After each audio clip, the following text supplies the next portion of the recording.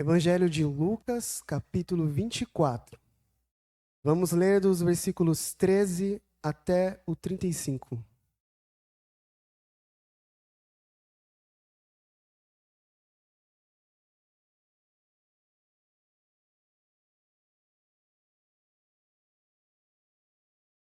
Quem achou, diga amém. Parei a leitura. Naquele mesmo dia, dois deles estavam de caminho para uma aldeia chamada Emaús, distante de Jerusalém, 60 estádios, e iam conversando a respeito de todas as coisas sucedidas. Aconteceu que, enquanto conversavam e discutiam, o próprio Jesus se aproximou e ia com eles.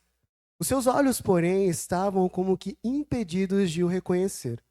Então lhes perguntou Jesus: que é isso que vos preocupa e de que ides tratando à medida que caminhais?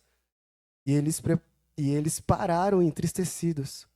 Um, porém, chamado Cleopas, respondeu dizendo: és o único, porventura, que, tendo estado em Jerusalém, ignoras as ocorrências desses últimos dias?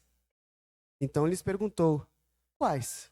E explicaram: o que aconteceu a Jesus, o Nazareno, que era varão profeta, poderoso em obras e palavras diante de Deus e de todo o povo, e como os principais sacerdotes e as nossas autoridades o entregaram para ser condenado à morte e o crucificaram. Ora, nós esperávamos que fosse ele quem havia de redimir a Israel. Mas depois de tudo isso, é já este o terceiro dia desde que tais coisas sucederam. É verdade também que algumas mulheres das que conosco estavam nos surpreenderam, tendo ido de madrugada ao túmulo, e não achando o corpo de Jesus, voltaram dizendo terem tido uma visão de anjos, os quais afirmavam que ele vive. De fato, alguns dos nossos foram ao sepulcro e verificaram a exatidão do que disseram as mulheres, mas não o viram. Então lhes disse Jesus: ó nécios e tardos de coração para crer tudo o que os profetas disseram, porventura não convinha que o Cristo padecesse e entrasse na sua glória? E começando por Moisés, discorrendo por todos os profetas, expunha-lhes o que a seu respeito constava em todas as Escrituras. Quando se aproximavam da aldeia para onde iam, fez ele menção de passar adiante. Mas eles os constrangeram, dizendo: fica conosco, porque é tarde, e o dia já declina. Entrou para ficar com eles. E aconteceu que, quando estavam à mesa, tomando ele o pão, abençoou e, tendo-o partido, lhes deu. Então se lhes abriram os olhos e o reconheceram, mas ele desapareceu da presença deles. E disseram um ao outro: porventura não nos ardia o coração quando ele pelo caminho nos falava, quando nos expunha as Escrituras? E na mesma hora, levantando-se, voltaram para Jerusalém, onde acharam reunidos os 11 e outros com eles, os quais diziam: o Senhor ressuscitou e já apareceu a Simão. Então os dois contaram o que lhes acontecera no caminho e como fora por eles reconhecido no partir do pão. Amém. Na caminhada da vida, a gente pode concluir que muitas coisas tomam o nosso tempo. Os nossos olhos estão atentos a tudo aquilo que acontece ao nosso redor e quantas coisas acontecem, né? No livro de Eclesiastes é dito que há tempo para tudo. Porém, às vezes, esse tudo nos sufoca, como a semente que foi plantada em meio aos espinhos e logo não pôde frutificar. Muitas coisas tomam o nosso tempo e isso nos afeta. A realidade da vida pode deixar o nosso fardo muito pesado. Independentemente se somos crentes, haverá momentos em que teremos de passar por longos desertos. A salvação foi garantida, mas a tristeza ainda não foi abolida. Muitas vezes o Senhor usa do nosso sofrimento como uma forma de ensinamento. Existe um bom propósito no final de tudo, de todo sofrer. Mas não é tão fácil enxergar assim. Não é tão fácil enxergar que Deus está querendo ensinar algo a nós em meio aos sofrimentos, quando estamos passando pelos sofrimentos. Talvez você esteja se sentindo pesado pelas marcas que a vida te causou. Ou talvez já esteja num estado de frieza, onde a conformidade em saber que as circunstâncias da vida causaram todo esse peso, todo esse fardo. Talvez você esteja caminhando pelo vale da angústia, sem perspectiva, encoberto por uma nuvem de um incêndio que tampa a nossa visão e que nos cega. Assim estavam os 2 discípulos. Eles caminhavam tristes pelo caminho. Eles estavam caminhando a uma cidade próxima, de Jerusalém, de onde eles vieram. A 11 quilômetros estava o vale da angústia, o vale da fuga, o vale do abandono. Não sabemos com exatidão quem eram exatamente esses 2 discípulos. O que Lucas informa aqui é que um deles se chamava Cleopas. E que também estes 2 não faziam parte dos, até então, 11 apóstolos, né? Então, após 3 dias da morte de Jesus, eles caminhavam na estrada e fizeram assim como era de costume do povo, né?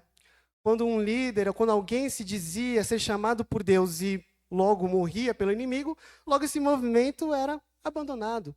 Pois a morte provava que esse líder, na verdade, não vinha de Deus. Essa passagem ela só nos é contada de uma forma detalhada em Lucas. Marcos faz até uma menção, mas somente Lucas fala com detalhes o que acontece nessa passagem de caminho para Emaús. Mas o foco aqui não é saber quem eram estes 2 discípulos. O foco não era saber aonde eles estavam ali exatamente. O foco, na verdade, dessa passagem é entender qual é o problema. Qual foi o problema deles? Qual foi a resolução do problema deles? Na verdade, essa passagem serve como um remédio que cura a nossa alma da incredulidade. Então começamos os versículos, começando do 14. E iam conversando a respeito de todas as coisas sucedidas. Aconteceu que, enquanto conversavam e discutiam, o próprio Jesus se aproximou e ia com eles. Os seus olhos, porém, estavam como que impedidos de o reconhecer. Enquanto os discípulos lamentavam tudo aquilo que tinha acontecido, né? O julgamento de Jesus, a sua prisão, a sua crucificação, o próprio Cristo se aproxima deles ali nitidamente, em carne e osso. Não sabemos, mas não importaria se Cristo estivesse com aquele corpo que ele sempre esteve no seu ministério ou não, pois Lucas deixa muito bem claro aqui que os seus olhos foram impedidos. A gente logo entende aqui que eles não estavam reconhecendo Jesus pela vontade do próprio Deus. Os nossos sentidos, eles são como tudo que existe na criação. O Senhor cria tudo, mas não só cria tudo, Ele mantém tudo. E assim acontece também com os nossos sentidos. Ele parou, Ele interferiu no sentido dos discípulos para que eles não reconhecessem. Sabemos que a vontade de Deus é boa e agradável, boa, perfeita e agradável. Sabemos que existia algum motivo bom por trás disso. Mas esse motivo a gente vai deixar mais para frente. O que importa aqui é destacar que muitas vezes isso acontece com a gente. Às vezes, quase que diariamente, deixamos de enxergar que Cristo está bem do nosso lado. Às vezes andamos convencidos de que a nossa vida já está fadada ao fracasso, fadada a qualquer tipo de coisa ruim, como se Jesus não tivesse ressuscitado. Embora Jesus esteja perto, não percebemos. E a passagem continua no versículo 17. Então lhes perguntou Jesus: que é isso que vos preocupa? E de que ides tratando à medida que caminhais? E eles pararam entristecidos. Um, porém, chamado Cleopas, respondeu, dizendo: És o único, porventura, que, tendo estado em Jerusalém, ignora as ocorrências destes últimos dias? E lhes perguntou quais, e explicaram o que aconteceu a Jesus, o Nazareno, que era varão profeta, poderoso em obras e palavras diante de Deus e de todo o povo, e como os principais sacerdotes e as nossas autoridades o entregaram para ser condenado à morte e o crucificaram. Então, Jesus pergunta o motivo da tristeza deles. Cleopas, ele fica primeiramente chocado. Como aquele até então viajante desconhecido que vinha de Jerusalém não sabia algo que todo mundo de lá sabia? Algo que tinha parado o mundo inteiro. Mas, mesmo assim, eles explicam a Jesus o que aconteceu. E o mais interessante aqui, que a gente percebe no discurso dos discípulos, é que eles não haviam abandonado a fé. Eles não haviam se rebelado contra o evangelho. Eles não haviam jogado fora a ideia de seguir a Cristo. Eles chamam, está escrito no versículo 19, eles explicaram o que aconteceu com Jesus o Nazareno, que era varão profeta, poderoso em obras e palavras diante de Deus e de todo o povo. Eles tinham total respeito a Jesus Cristo. Porém, isso não era o suficiente. Eles sabiam que tudo aquilo que Jesus tinha feito no seu ministério era verdadeiro. No entanto, eles caíram em dúvidas e incertezas por conta da morte dele. Eles até tinham fé, porém, eles estavam cegados pela circunstância. Havia total respeito por Cristo, porém pouca fé. Assim ocorre o mesmo conosco quando deixamos de colocar tudo nas mãos de Deus. Quando deixamos de confiar no seu poder. Quando acreditamos que até certo ponto Deus age. Mas, além disso, talvez não. Talvez até tenhamos uma certa fé em Jesus, fé em nosso Deus.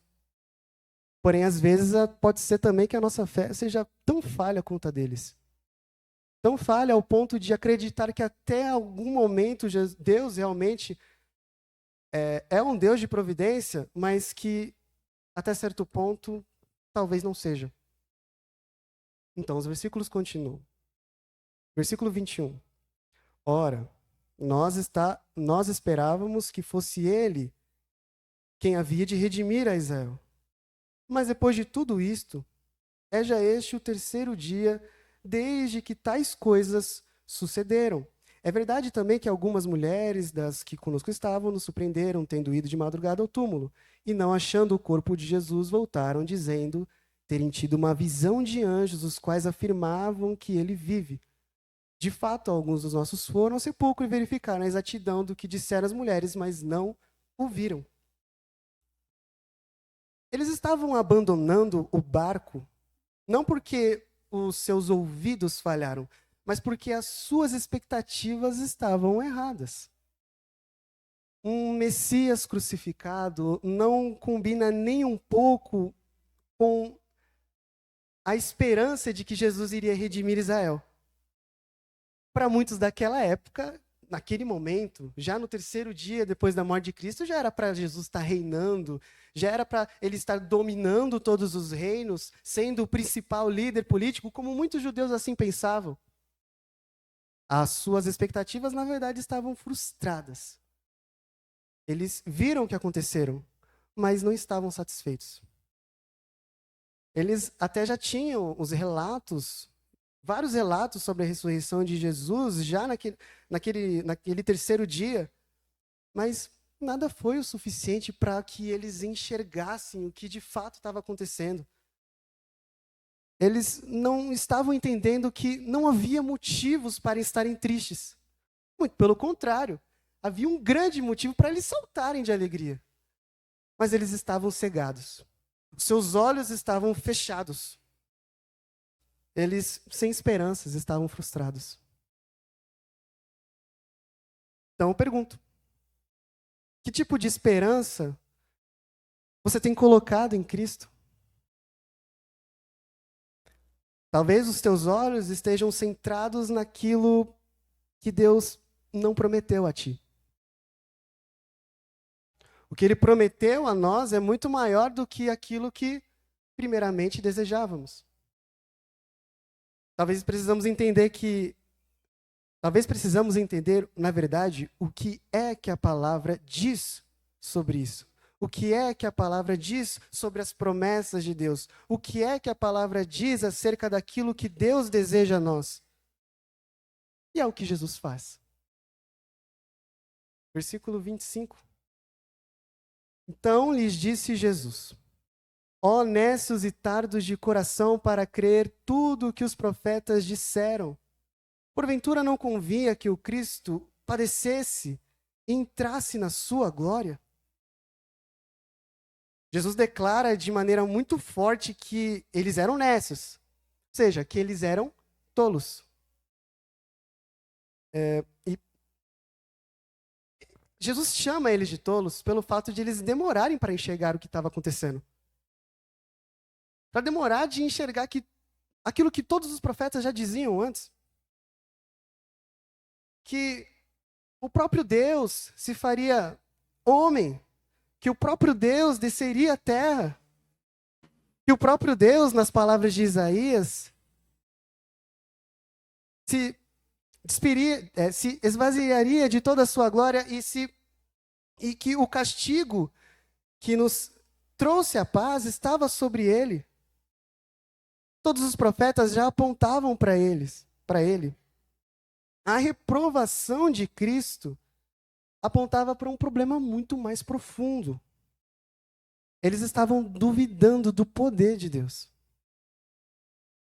Aquilo que era tão óbvio foi obscurecido pelas suas próprias expectativas.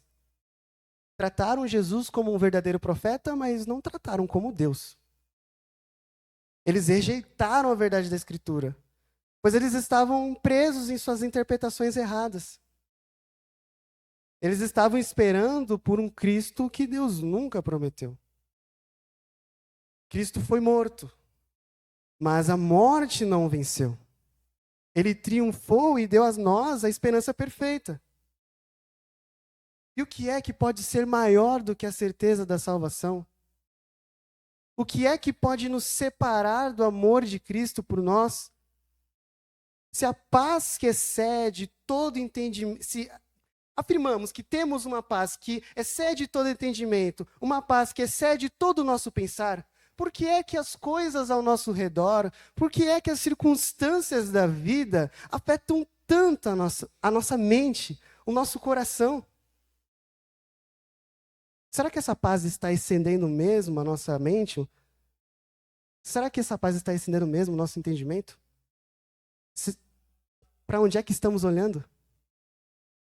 Para onde os nossos olhos estão focando? Então a passagem continua, no versículo 27. E começando por Moisés, discorrendo por todos os profetas, expunha-lhes o que a seu respeito constava em todas as Escrituras.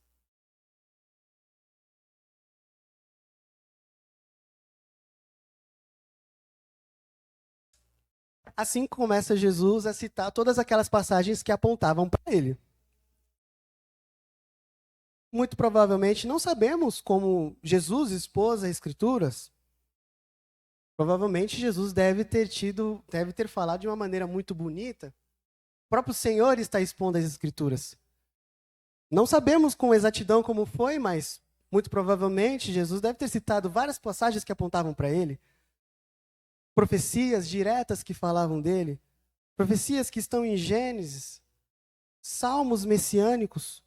E tantas outras passagens do Antigo Testamento que apontavam para ele. Se você precisa enxergar esperança, se você precisa de um alívio no meio do deserto, você precisa entender que o que vai te tirar das trevas é a luz que vem da palavra de Deus. A palavra de Deus é o remédio que cura a nossa cegueira. Porque é a palavra de Deus que nos dá a certeza de que viver para Cristo vale a pena. Quando olhamos para a palavra de Deus, lemos todas as suas promessas. Isso nos afirma cada vez mais. Então pergunto, em meio ao sofrimento, qual tem sido a sua fuga? A estrada de Emaús? O vale da desistência? Ou a palavra que confirma que as palavras de Deus jamais falharão? Que caminho você está traçando? A palavra deve ser o nosso alimento diário. Porque ela nos lembra que temos sim um Deus Salvador que pode, inclusive até mesmo, vencer a morte. Continuamos nos versículos 28 e 29. Quando se aproximavam da aldeia para onde iam, fez ele menção de passar adiante. Mas eles o constrangeram, dizendo: fica conosco, porque é tarde, e o dia já declina. E entrou para ficar com eles. Sim, Jesus finge que vai passar direto pelo caminho. E ele não faz isso de uma maneira pecaminosa, longe disso. Até mesmo eu não vou me aprofundar sobre isso, mas havia um propósito por trás. É muito comum que quando a gente lê essa parte, a gente deixe meio que de lado. Foi só uma menção. Jesus estava indo, eles pediram, não, fiquem, mas havia um motivo pela qual Cristo fez isso. Talvez, muito provavelmente, Cristo gostaria de saber se eles estavam realmente interessados na palavra ou não. E o que Jesus esperava deles acontece. Eles pedem para que ele ficasse à noite.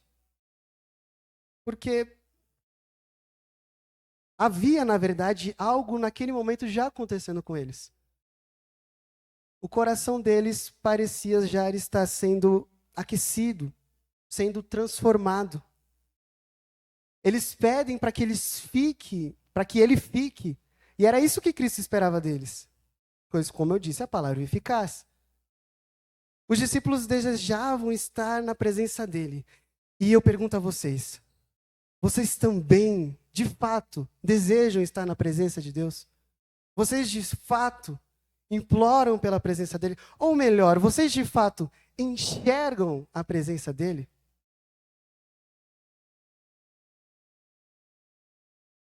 Versículo 30. E aconteceu que quando estava à mesa, tomando ele o pão, abençoou-o e tendo partido lhes deu. Então se lhes abriram os olhos e o reconheceram, mas ele desapareceu da presença deles. Numa simples ação de partir o pão, seus olhos foram abertos. Esse foi o momento em que Deus quis revelar a verdadeira identidade do viajante misterioso, do viajante desconhecido. Não, a gente não sabe se foi por causa de suas mãos, se Jesus falou alguma coisa, eles reconheceram a voz. A Bíblia não relata. A Bíblia apenas diz que foi no partir do pão que eles reconheceram. E, na verdade, quem estava na frente deles era o Messias. Como eu disse, por trás de toda ação de Deus existe um bom propósito. Cleopas e seu companheiro não viram que ele era Cristo enquanto eles caminhavam, enquanto eles conversavam, enquanto eles ouviam o que Jesus estava dizendo. Mas Deus preferiu que eles reconhecessem quem era Jesus no partir do pão. O pão que aponta para o corpo de Cristo. E sim, esse corpo foi partido numa cruz. Porém, ele ressuscitou e estava na frente deles. Será que lembramos disso com tanto ânimo quando ceiamos? Quando comemos o pão e bebemos do vinho, estamos lembrando de que há um Deus que se fez homem, que se entregou por nós, que entregou o seu corpo para ser pendurado no madeiro, que jorrou do seu sangue, que nos lavou e nos livrou de toda eterna condenação. Será que a gente lembra disso quando estamos na Santa Ceia? Será que temos noção do impacto que tudo foi isso, que foi tudo isso? Então, os discípulos falaram entre si, no versículo 32, e disseram ao outro: porventura não nos ardia o coração quando ele pelo caminho nos falava, quando nos expunha as Escrituras? Não nos ardia o nosso coração? Nesse momento, após terem os seus olhos abertos, eles reconhecem o quão estúpidos eles tinham sido ao não perceber que quem penetrava o coração deles enquanto a palavra pregada era o próprio Cristo. A própria palavra estava pregando a palavra. Eles viram a própria graça em carne e osso. Mas eles não reconheceram que ele era o Cristo apenas porque a palavra dele foi eficaz, porque a palavra de Deus é eficaz, mas porque eles reconheciam que somente ele, somente Cristo poderia mexer com o coração deles. Somente Cristo poderia os constranger daquela forma, somente Cristo poderia mexer com a alma deles. Porque a palavra de Deus é como fogo. A palavra de Deus está sendo pregada domingo a domingo. Começamos aprendendo na escola dominical, passamos para o culto, ouvimos as devocionais na reunião de oração e até mesmo no WhatsApp. Mas será que o nosso coração está de fato ardendo com tudo isso? Será que precisamos ver também fisicamente, pessoalmente, Jesus Cristo na nossa frente, partindo o pão, para que a gente consiga enxergar que Ele está presente? Para que a gente consiga enxergar que as suas palavras têm fogo e deveriam mexer com o nosso coração? Será que a gente precisa, assim como os discípulos a caminho de Emaú, terem que descobrirem quem era Jesus de fato, somente com uma demonstração tão óbvia?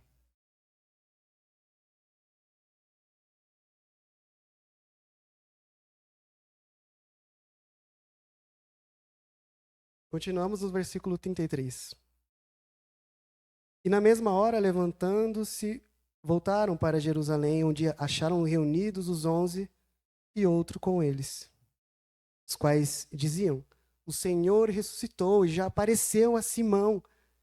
Então os dois contaram o que lhes acontecera no caminho, como fora por eles reconhecido no partir do pão. Na mesma hora eles saíram. Mas eles não tinham acabado de se alojar ali? A noite já não tardava? Quer dizer, a tarde já não tardava? A tarde já não caía? Não já estava anoitecendo? Como assim eles já estão saindo na mesma hora? Não seria algo muito inconveniente eles saírem pela noite, numa caminhada que durava mais ou menos umas 3 horas? Caminharem 11 quilômetros durante a noite? Um momento em que aquele lugar não seria muito seguro para aqueles que seguiam a Cristo. Mas eles foram. Eles não ligaram para isso. Porque, como eu disse, o coração deles estava pegando fogo.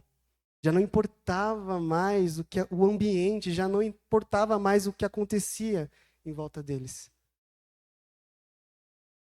Eles voltaram a Jerusalém para dizer aos apóstolos que a última palavra vinha de Deus. E a última palavra é que Cristo venceu a morte. Não há mais motivos para sermos dominados pela tristeza, pois a sua obra foi de fato consumada. A palavra de Deus tanto os encheu que as suas reações de primeira foi compartilhar a alegria deles aos seus irmãos. A ressurreição os tirou da desesperança de tal forma que agora eles apenas querem saber de dizer a todos que Cristo vive. O Senhor nos encontra na estrada da angústia.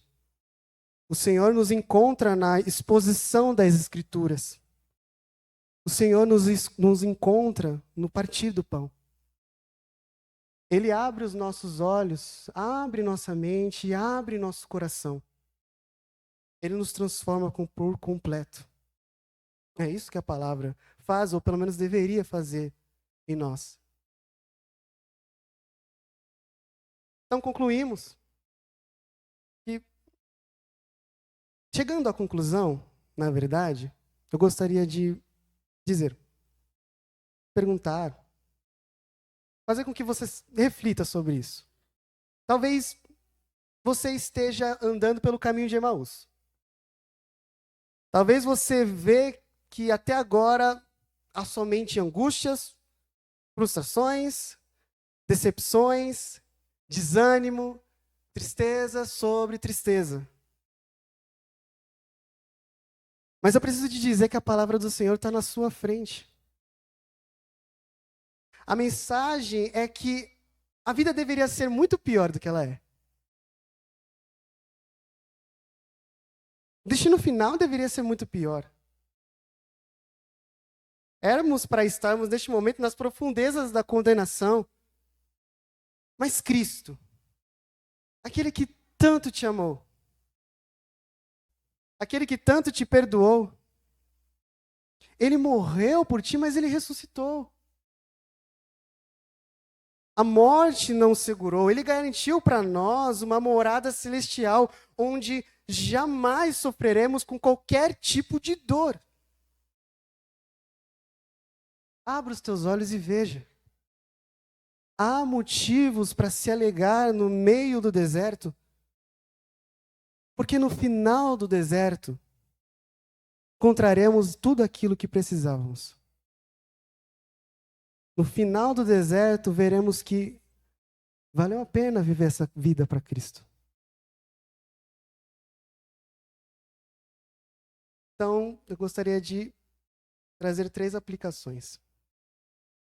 A primeira, pare de focar nas circunstâncias. Uma vez que você nasceu de novo, não importa mais o que acontece nesse mundo. O que importa, na verdade, é o reino de Deus. Tire os teus olhos das circunstâncias e coloque os teus olhos unicamente no reino de Deus. Pare de focar nas circunstâncias. Em segundo, descanse na palavra de Deus. Não tente se refugiar em qualquer outra coisa que não seja a palavra de Deus. É ela que firma os nossos corações. É ela que inflama a nossa alma. É ela que nos revigora as forças. Pois é nela que encontramos tudo aquilo que Cristo, que Deus prometeu a nós. Pare de focar nas circunstâncias. Descanse na palavra de Deus. E não tire os olhos dele. Quando focamos os nossos olhos na cruz, tudo aquilo que nos incomoda, tudo aquilo que tira a nossa alegria cai por terra. Pois a mensagem do Evangelho é que no final do bom combate, no final da estrada da vida, veremos que valeu a pena viver por este viajante desconhecido. Valeu a pena viver por Cristo. Se você tem fé em Jesus Cristo, descanse, pois Ele está na sua frente. Amém? Fechem os olhos e busquem o Senhor.